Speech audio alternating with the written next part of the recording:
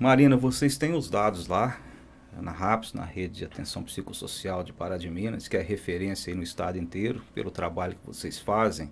Não sei se você tem números, mas você diria que hoje é preocupante a situação da saúde mental nossa aqui? Aí eu digo tudo, né? Quadros de ansiedade, depressão, envolvendo tudo, envolvendo adulto, envolvendo criança, tudo isso. Qual a avaliação que você faz do nosso cenário hoje em Pará de Minas? Os nossos dados, se a gente comparar com outros territórios, né, se a gente fizer um panorama geral, não é que ele está acima de outros municípios, inclusive municípios menores que os nossos.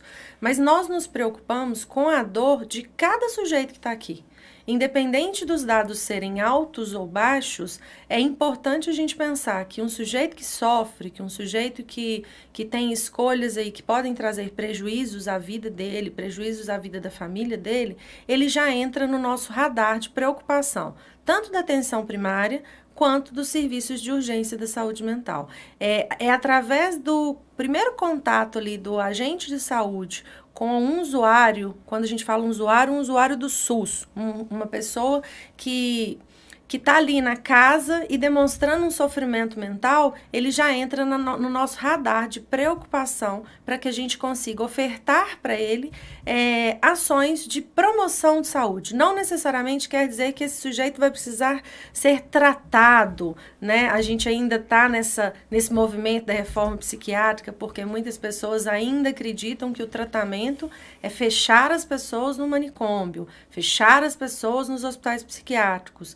E hoje a gente até acredita que, em alguns casos, depois de todas as tentativas esgotadas de tratamento na atenção primária, nos CAPs, se for esgotado essas tentativas de tratamento e algumas pessoas não conseguirem aderir ou manter-se estáveis, aí sim a gente pensa num tratamento em hospital geral, leito psiquiátrico, ou leito de retaguarda, como a política de saúde mental nomeia. Então, em alguns casos, vão precisar, sim, de uma observação mais presente, de um efeito colateral de medicamento, né, de como que o efeito terapêutico do medicamento, então vai precisar de um acompanhamento mais intenso, de uma equipe de saúde mental. Mas esses casos, eles só vão ser indicados pelo médico dos CAPs quando realmente se esgotarem todas as tentativas. Porque como hoje a gente tem uma política de saúde que é voltada para um tratamento territorial, isso quer dizer o quê? Quando alguém lá do Santos Dumont, né, eu gosto do Santos Dumont, que é um bairro que eu já trabalhei muito, tem um carinho, um afeto muito grande. Já trabalhei no posto de saúde lá. Então, quando um morador do Santos Dumont, ele tem um sofrimento intenso, ele pode desenvolver sintomas de adoecimento mental. A primeira coisa que eu preciso fazer é avaliar como que estão as relações dele com a família. Como que estão as relações dele com o dinheiro? Porque isso também pode ser um fator de adoecimento mental. Como que está a relação dele com o próprio corpo, com a comida, com a saúde física, com os vizinhos? E aí eu vou avaliar o que pode ser feito, o que pode ser introduzido de ação para diminuir o nível de sofrimento dele de acordo com as relações que ele estabelece. Se eu pego um sujeito desse, vou lá, interno ele em um hospital psiquiátrico, ele vai estabilizar, porque o efeito medicamentoso, existe hoje vários medicamentos que são interessantes e que fazem, sim, tem um efeito terapêutico, porém ele volta para aquele mesmo ambiente que o adoeceu. Então, os conflitos com o pai, com a mãe, com o tio, com o vizinho, com o irmão, às vezes continua com a dificuldade financeira, porque não é o fato dele ser internado que vai sumir a dificuldade financeira.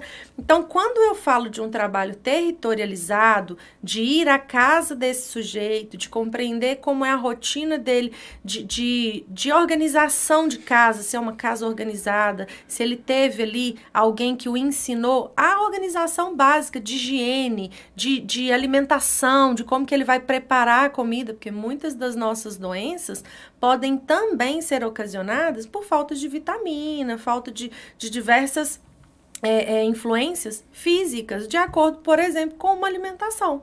ou com sedentarismo. Então, às vezes, a gente pensa que o tratamento em saúde mental é só o remédio, é só o psiquiatra, é só o psicólogo. E não, quando a gente fala de adoecimento mental, a gente está falando de ir lá na casa daquele sujeito e ver como que ele lida com a frustração, como que ele lida com os nãos que ele leva. Então, ele foi mandado embora de um serviço, como que ele lida com isso. A esposa ou o marido pediu a separação, como que ele lida com essa dor, desse sofrimento.